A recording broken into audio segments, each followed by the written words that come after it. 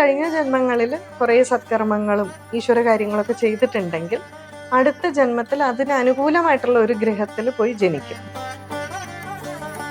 ഞാൻ എപ്പോഴും പറയും, ഇപ്പൊ ലാലേട്ടനോ അല്ലെങ്കിൽ വലിയ വലിയ ഫിലിം സ്റ്റാർസിനൊക്കെ നമ്മളെ പോലെ ഷോപ്പിങ്ങിന് പോകാനോ പുറത്തിറങ്ങി നടക്കാനോ പറ്റില്ല.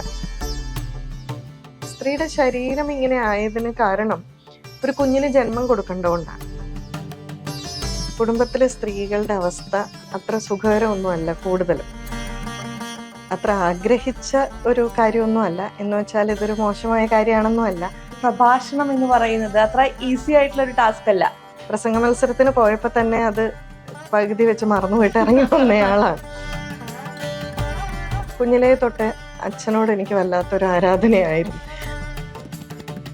ഏത് ജീവനുള്ള വസ്തുവിലും ശക്തിയുണ്ട്. ചുരുക്കം പറഞ്ഞാൽ പ്രപഞ്ചത്തിലെ എല്ലാ വസ്തുക്കളിലും ഈ ശക്തിയുണ്ട്. ഈ ശക്തിയാണ് പ്രപഞ്ചത്തിന്റെ നിലനിൽപ്പിന് ആധാരം.